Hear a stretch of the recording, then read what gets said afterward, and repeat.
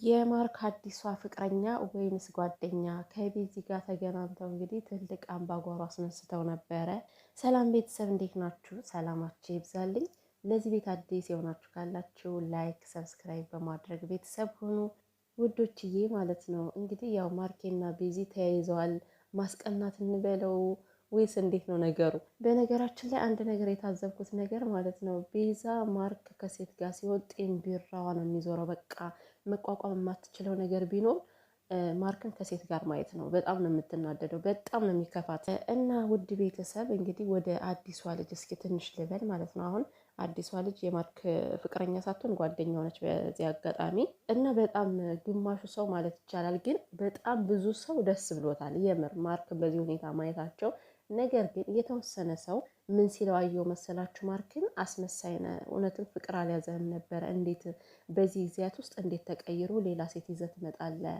እንዴት ሌላ ሴት ታፈቅራለህ? የሚል ነገር አየውና እንዴ እናገናዝብ እንጂ እንዴት ነው ማርክች ልጅ ሊያፈቅራት የሚችለው? ሲጀመር ጓደኛው ናት። ቢያፈቅራትም እኮ ምንም የሚጎዳው ነገር የለም። አንደኛ የሀገሩ ልጅ ናት፣ አብረው ያደጉ ልጆች ናቸው። ነገር ግን እናንተ ሰውን ቶሎ ብላችሁ በሌላ ነገር አትረዱም። ማርክ አያፈቅራትም፣ ፍቅርም አልያዘውም። አሁን ማርኬ እልክ ላይ ነው።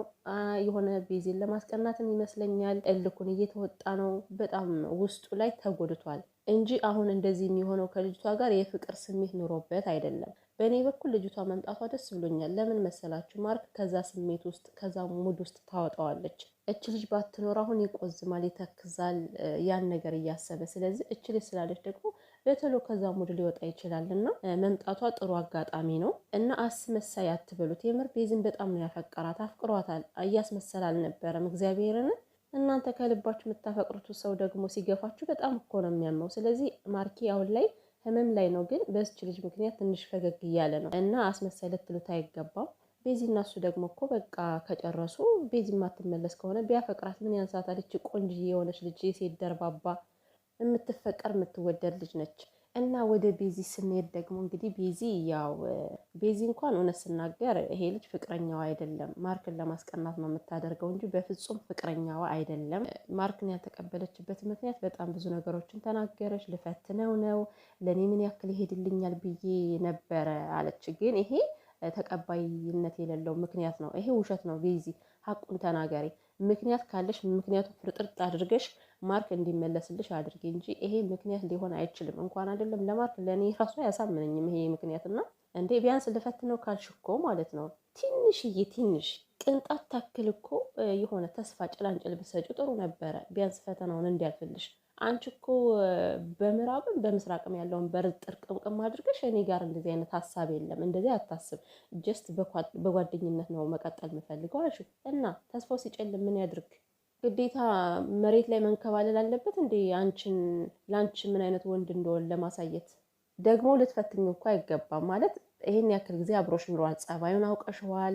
ምን አይነት ባህሪ ያለው ለአንቺ ምን አይነት ምቹ ነው፣ ለወደፊት ምን አይነት ባል ይሆንልኛል የሚለውን በዚህ ወር ውስጥ ብዙ ጊዜ ሆኗቸዋል አይደለም? በዚህ ወር ውስጥ በደንብ አይተሸዋል ብዬ አስባለሁ። እና ተቀባይነት የሌለው ምክንያት ባደረድሪ ጥሩ ነው። ግልጹን ተናግረሽ ፍቅርሽን መልሺ።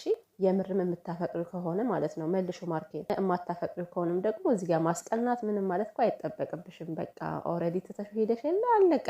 የምታደርጊው ነገር የማስቀናት ነው የሚመስለው። እና የሰው ልጅ ደግሞ ሲለያይ በቃ በፍቅር መለያየት አለበት አይደል? ይሄን ያክል ጊዜ አንድ ክፉ ሳይወጣችሁ አንዳችሁ ለአንዳችሁ እየተደጋገፋችሁ እየተሞጋገሳችሁ እሷማ የተለየ ነው የተለየች ናት ስትሉ ቆይታችሁ ለምን ይሄን ያክል መረካከስ ያስፈልጋል እንዴ?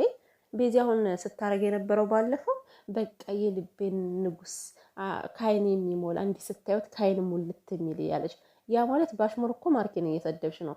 ማርኪ ላንቺ በአይንሽ ሞልቶ አልታየሽም ማለት ነው። በጣም ነው የሚያስጠላ እንደዚህ አይነት ንግግር ማለት ነው። የምትወዱትን ሰው እንደዚህ በአሽሙር አትሸራደዱ፣ አትናገሩ።